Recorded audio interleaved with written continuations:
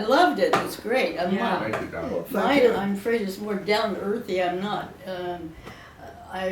This and this and this. I'll tell you why I came here and all, but I love Manhattan Beach. I've lived here practically all my life, and I am 97. We were friends. He was smarter than I was, so he got ahead of me. School, I guess. Only I went to 7 schools before I got to Manhattan, even in the 1930s, so you can figure how many times I had to change schools. I was just about learning something when it was time for my dad to say, well, I got a new job someplace else. And in those days, they didn't worry about kids being in school or, you know, they pick up and move. Yeah. So I ended up in counting 7 schools with Manhattan Beach, and I was only in the 6th grade. So you can figure that out. That's why you got ahead of me. But anyway. I skipped the 7th grade instead. Oh. My dad was in the building. We came from Oregon, or they did, and Manhattan, or California was the place to go. Everybody's moving down here. Oregon, not too much then. Right away. I was born Armistice May, 1918. And so they came down and started the building. Dad's family had all been building and in the business, so that was easy for him. And they came he looked for a place down in Manhattan. We were in Hermosa first for a little while and then came to Manhattan. But he found this place at 2313 Walnut Avenue. And there was nothing there but this little house. It had 3 lots and trees. And but the option, rent with option to buy. And so he said, well, we don't want to buy yet, but we'd like to rent it. But you have to take the chickens in the chicken coop with it if you're going to rent. So I said, well, okay. And so we moved in, had all the whole lots in back of us. If you know Marine, we were at the bottom of Marine. And Walnut goes right, is very bottom street there. And we were about 4 lots in from Marine, and we had 3 lots. So it had a lot of trees, fruit trees, and it just seemed beautiful to us. So, and then all the hills had, well, haystacks when the hay was going, we could play in that, and cornfields. And as far as you could see, clear up to Oak Street from Walnut, no houses. And I met my very first friends there playing out in the field. So, we had to learn how to gather eggs and take care of the chickens, which I thought, oh, that wasn't quite what I thought it was going to be. But then we had, as I don't know if you remember, the train went down all through Manhattan, Hermosa, and Redondo. This is the big train that picked up things. So, when it came across the Pacific Coast Highway, where the walk path is, that was the train place. A train tracks. And so it would slow down when it was coming into the town because it had to make a curve into town and stop at Netlocks to pick up pottery, go on down to Hermosa to pick up things at the cotton shop there. And the hobos would look down and they'd say, there's a house down there, we better get off.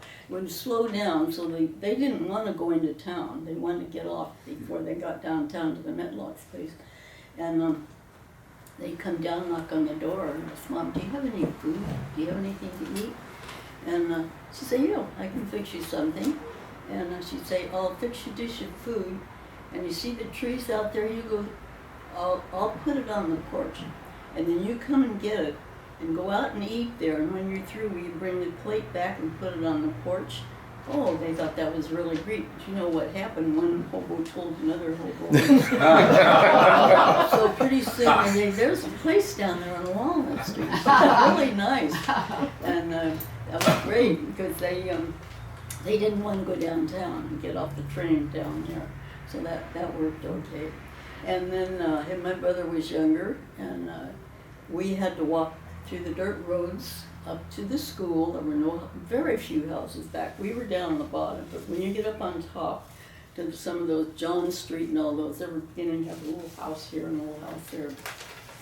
And so we had to walk, be familiar with the school there. In back they have a soccer field.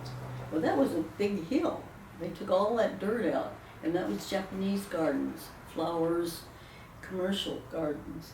So we had to walk through all those that big commercial garden to get up to the school in the back.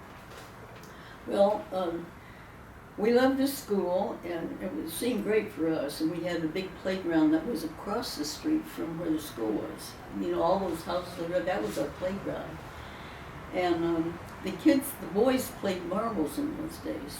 I don't know if you remember any of these marbles, but that was their big thing. And it was kind of a gambling game, really, because they'd all come home with their set. My brother was a shooter, and there was another Mobley Lewis. They were the two competitive ones.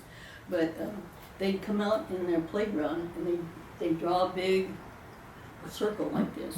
And who wants to play? And the other kids, yeah, I'll play with you. So they'd put their little marbles out there, and the shooters, and they'd shoot, you know, like this, and he'd come home, he's so happy with his sack of marbles, and you know, he'd have a bunch, and they'd have the regular shooters that really were special. So I remember that, and then I don't know what happened to that game. They just gave it up. You don't see kids playing marbles anymore like that. Special ones were agates. Aggies was right. Yeah, they were special. But anyway, after a while, I started the high school when I was still down on Walnut, and we had to catch the bus up. We had to walk up Marine Avenue. Oh, I forgot one thing. When I was on Walnut Avenue, my girlfriend, Irene, was my forever friend. We got real chummy there about what are we going to do and what can we do that's fun. So we thought, let's have a vegetable stand, because we had trees and Mother had vegetables out there. So her brother helped us build right on the corner of Walnut and Marine, a little vegetable stand. We just put some pieces up here and a piece across, and Mother had baskets, so she gave us this fruit off the trees and some eggs, and then we took a couple of chairs and sat out there at the corner, and we waited all day. Of course, there are no stop signs on Marine then, and there were very few cars. So we sat there all day waiting to have somebody please buy something from us. And I said, the only one that bought was her dad coming home from work, and he stopped and bought. Not even the hobos. No. So we decided that wasn't the business we were going to go into anymore. But anyway, then my mother said, I don't want to live way out in the country anymore. There's nothing out here, and everything's downtown. So they looked around and found a place down at 1208 Manhattan Avenue, which is really right downtown, right across the street from Otto's Barber Shop. And that's where the library was too, where there's now a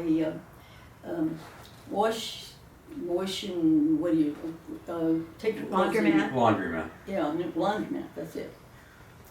And so we moved in there, and I thought it was great because it was a 3-bedroom house, and I thought, I don't have to share a bedroom anymore. I can have my own bedroom. And it was, say, we cut the bus right down on Cinder Street and Manhattan Avenue, and right across from the drugstore, Warren Rosen's drugstore, and then Wahlberg's, market was all right in, just a block from our house. So my front yard became the pier. That's where I learned to surf and grew up right on the sand. And then from then, let's see what happened. We started the first Girl Scout troop. Our teacher was Helen Sensigal, you probably remember Helen. And our 8th grade teacher was Mrs. Franks. And I had a picture here someplace, I don't know where it is, of the first Girl Scout troop. Is it down here? I guess it's right here. And I think they have one here. So this is in 1932, first Girl Scout troop in Manhattan Beach. And while we were before we moved to off of Walnut, we moved about 1933. There was an earthquake, 1932, and it destroyed our beautiful auditorium that we had at the school. Remember our auditorium? Mm-hmm. And we had so many activities there. People would, clubs would reserve the time, the space, and they'd have plays there and musicals. And we had a wonderful, wonderful music teacher for the grammar school, which they don't have anymore. And we had choirs. I had a picture. Here's the boys' choir. And these were from the elementary school kids. And this was the Center Street School and their boys' choir. And they had girls too. But I just thought I kept that because these boys are all, well, most of them, they're in their 90s. But anyway, now this is the auditorium. I had to take this because you wouldn't believe it. But it had a beautiful stage, and I think it's had about 150 seats. It was big. I used it for everything. Well, it was destroyed in the earthquake. This is the big entrance we had, so you can see it wasn't just a little teeny building. So where was that exactly? I was at Center Street School, Oh, right okay. in back on The the configuration, It the faced footprint the- is completely changed. Mm-hmm. Yeah, the front of it is on Pacific. And so that had to go. And my dad was given a contract to rebuild the school, they didn't have another, unfortunately, they did not build another auditorium, which was sad. But the school is still there that he built. And that was probably about 2 years after the earthquake. And what year was the earthquake? 33. 32. 32, okay. 33. 32, what was the earthquake? Yeah, in it's that? called the Long Beach earthquake. Long Beach was That the demolished, it epicenter. was bad. Oh, I remember Yeah, that. so many of the schools and all were just really bad. But anyway, And Grandpa's building is still standing, not that auditorium, the one he built at Center Pacific yeah, School. the school that Dad built, part of it is still there.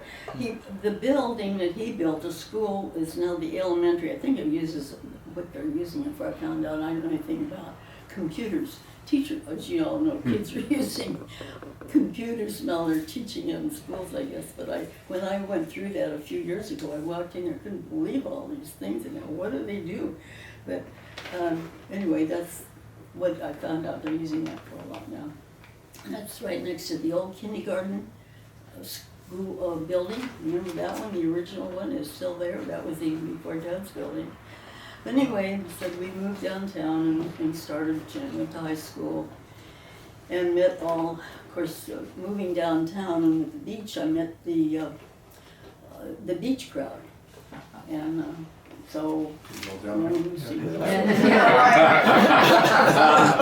Those beach folks. that's a whole different story.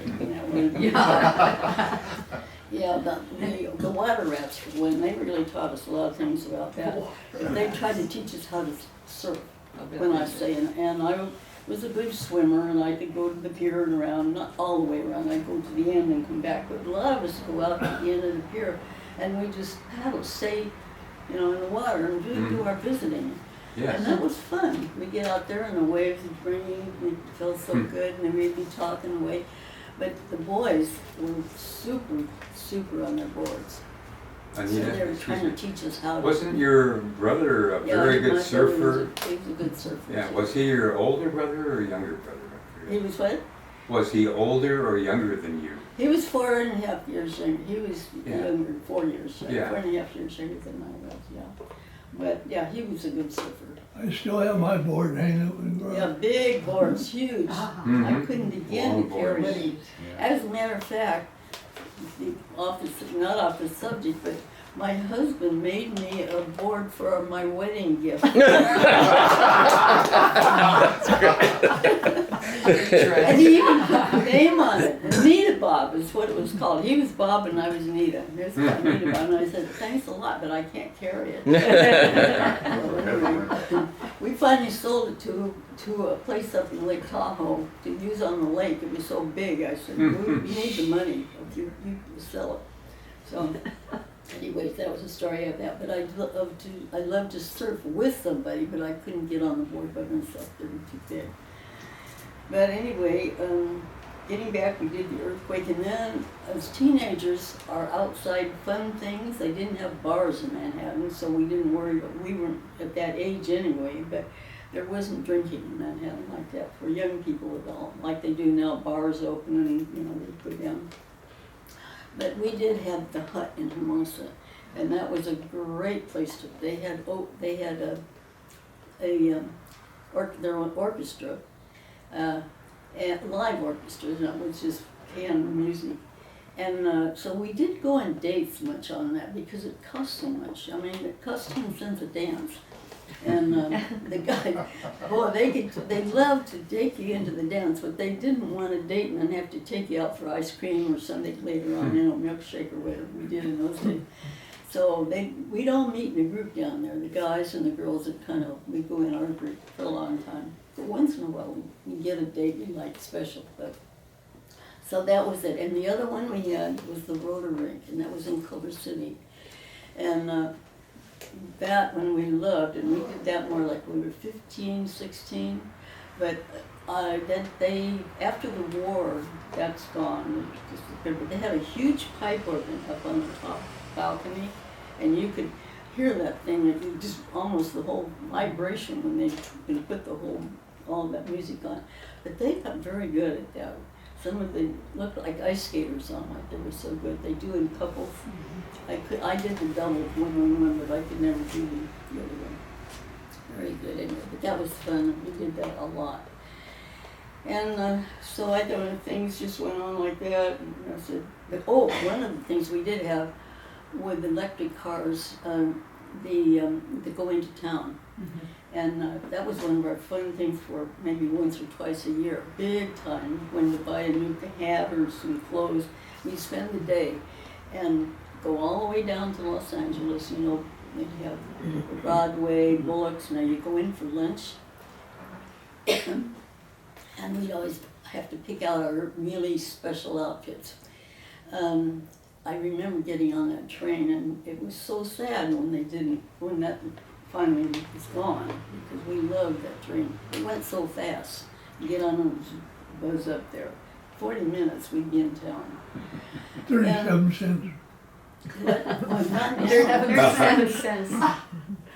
Yeah, there were a lot of them people that worked in town, and they'd buy a newspaper, and sit on the train and go to work up there. Come home, they thought, gee, that's good. And so that's kind of the way the teen years went. And then pretty much, I guess, the Warriors came along right after that. Then after a while, I was just married. Soon after I was married, the Warriors came and war, and of course my husband did go overseas, but and I was home in Manhattan then. We had a place here, but I moved in with my mother and Dad, and everything was dark. You couldn't go out at night. You couldn't even use a flashlight here in Manhattan to go out at night. And cars had to paint their front headlights black, so they were all painted. So if you accidentally even turn them on, there's no light. And all the streets had warden to make sure that houses kept the blinds pulled and no light was coming out. They were very strict, especially on the beach city here, because we had warnings all the time that could be looking out, and, especially planes. Every time you'd hear a plane, you go and think, yeah, I hope it's one of ours, that kind of thing. We had several scares here, as he probably remembers that too. And so that was kind of a bad time for all of us. And then we had this Victory Gardens, and we had we were on rations, and the whole thing. Now, before war, Manhattan was nothing like it is now. People worked hard. They had no money. It was depression, and I mean depression was really bad. People were helping each other a lot. Do you need this? Do you need that? Or, hey, do you have an extra coupon so I can buy? They would trade coupons. And it was so different, but after World War II, I can't tell you, but it was like living in a whole different country or place, I don't know. But after the war, people started coming here. Then they found Manhattan Beach and thought, so all the buildings started. No, my dad had always been in building. And after he was building a little bit, but it was mostly pre-war. He had to work in the shipyard during the war. So he did give up the building then. And then when he came back to build, he built more for himself. He'd buy place, they'd live in it, and then he'd sell it, so it wouldn't be for somebody. So the building was there, and then he finally became a building inspector with Mr. Green. Mr. Green was having so much work, all these people coming in here, building houses, I need somebody. So Dad was just about ready to give up on building there, and thought, yeah, that's good. So he was the builder, and went around and checked the houses and did really the work. Mr. Green did all the bookwork then. And so that worked okay for him. And I think then I would say, what did I do? What I've been doing for the 87 years I've lived here? Well, I was a Boy Scout leader and a Girl Scout leader, and I was a preschool teacher, and I worked 27 years at the hospital as an auxiliary, in the auxiliary. Stop right in there. South Bay Hospital. South Bay Hospital. Yeah. That's all volunteer work. Yeah. I mean, she was it. Well, I was. I really appreciate that. I worked there a long time. I loved it. It was great. The whole thing. And one of the things, I was glad that I was able to be on the committee to save the pier. And so I did a lot on it. I worked hard for it. I took these pamphlets and I put it in windshield wipers. And some people didn't like that, where they was putting ads in it. And I said, don't put the ads in my car. Man came And running I out of looked a at restaurant it, and stopped you for putting it on his car until he found out what you were doing. Don't put an ad on my paper, on my car. She said, Yeah. just the pier? Oh, okay. Let's save the pier. And then they said, oh, I'm so sorry. Yeah, yes, we want to save the pier. So we did work hard on that. And I put in mailboxes all up in the northern part. I worked hard on that. And I loved doing it. What year was that effort? Yeah, I don't even know what year it was now. The pier wasn't I had that long Julia ago. Anybody Tedesco remember? work. When She we- was to save the pier was like president. 20 years ago? Yeah, I forget. Yeah, So 20 1990 when they rebuilt the roundhouse? Yeah, yeah. They were Okay. They're gonna tear it Yeah, it down. was Yeah. before they were I even was picketing the city hall. Well, Then still is picketing. That was really Julia Tedesco, and we were going around to save the pier, and then we sat on the front steps. It was a council meeting, and there were two councilmen that wanted the pier torn down. The rest of them were for us. But we sat there on the pier and told everybody that was going to the council meeting, we're in here to save that pier. And so one of the councilmen had ordered us pizza, so we were sitting there eating our pizza after we'd done the picketing. So that was one of the fun things I did. Do you remember who the council members were at that time? I'd have to look back. I don't remember who they were, but there was one that was really nice, the one that got the pizza for us anyway. I might Jim Yeah. Walker. Right. Yeah, I was Don't just do it. wondering if it was Jimmy. Placated by pizza. But anyway, the peer pressure, and then I was secretary of the Historic Society when I was downtown. And the tennis Before I club. moved here. Remember the tennis club? Yeah, what? Tennis club. Well, that one. Yeah, that's like your That proud was moment. after people come here, after people started coming here, and they were playing tennis a lot, but we didn't have a big place to play. And my husband was a tennis player and also a coach at UCLA for tennis and teacher. And so we said, well, we need more courts, and they had just asphalt courts at the park. And so we got the city to put in at Live Oak Park, cement tennis courts. And then we had so many people coming in, and they loved it. We'd sit there and talk and just see how much fun it was. And they said, let's have a club going. And so we got a club organized, the first Manhattan Beach Tennis Club, for public park. It wasn't private. Although we did charge them 50 cents a month. And they said that was hard to collect. Well, it was funny. Our treasurer said that was the hardest part of the whole tennis, was trying to collect that 50 cents from everybody. And we had parties with and Metlock's donated a bunch of cups for us, a whole box of cups, about 60. We didn't need that many, maybe 35 maybe. And so whoever was going to be hostess that month, some of them we had it in our backyard one time. We had about 30 people there. And the next one say, okay, you take the box of cups so you have them next time at the meeting. And they were all kind of they were seconds, kind of peak color. I don't know whatever happened to those, whoever was the last one that had the party.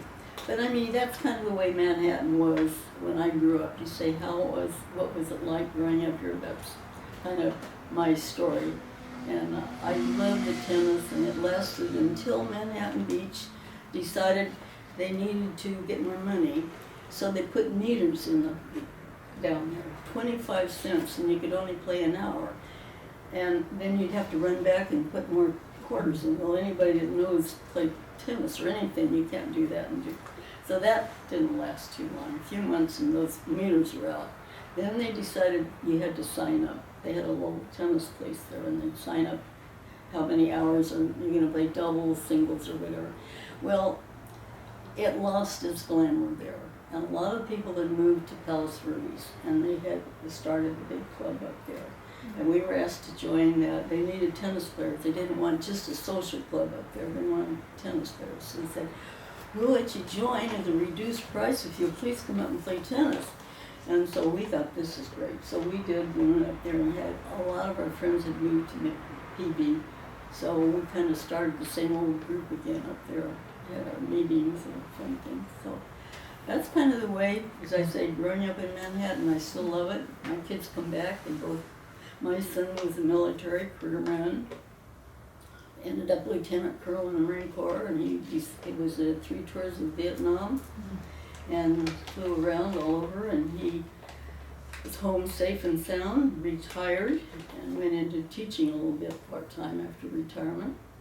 And my daughter left to go to Colorado, and she taught in college there, and has been doing retired just recently. Well, she went back part-time, retired twice. 3 times I've retired. Yeah, I think I'm about time to quit. This is giving out. What about the Peppy Steppers? Oh my gosh, from the from the Have some water, Mom. after Oh, hold on, we'll get you. Is that Girl her? Scout. Yeah, she brought her own. We're We good. had to We're good, start Gary. something, yeah. You got it. Don't put that on here. I told you to stop that. There are a lot of the girls from our Girl Scouts that wanted to stay together but not be Girl Scouts when we got in high school. So a group of us said, well, what are we going to call us and what are we going to do? Well, we're just going to be together and do what we always did in Girl Scouts. We'll help people or have fun, to go on parties or go to the beach together. Well, what are we going to call ourselves? So we all put a name in the pot, and it came out. One of them said Peppy Steppers, and everybody said, that's good. But that was kind of, except when we got older, later on, they always thought we were a dance group. We don't dance. So anyway, that was our group, and believe it or not, we stayed together and had our meetings till I'm the last one now. And we kept in touch. We knew all our grandkids, our kids, got to the weddings. It was a group that started when we were about 14 and 15 years, when we first went into high school, 15 years old. And the last one, Jean Dieters, passed away about 2 years ago. She was the last one, and most of them were around in the area. So we could get, one of them was down in Newport Beach. We go down there for a lunch, or out in the valley, things like that. But we were together. We were a good group. So that's the Peppy Stepper. And I'll tell you, Helen Sensabaugh was the one that stuck with us. Any of you in school know Helen Sensabaugh? My goodness, if you don't know her, you don't know his. And what was the boys' group name that you were hanging out with? Oh, Water rats. oh, you mean a water rats group? They Yeah. were surfers. Oh, And yeah. they called themselves water rats. Huh? They called water rats, and Glenn Patmore. He's in the Historic Society. Yeah, he's And very he was a junior water rat, my brother's age. The water rats were about 2 years to 3 years older than I was. So when I first got into high school, I knew Merle Eystone and his brother. I think Merle became in charge of the yacht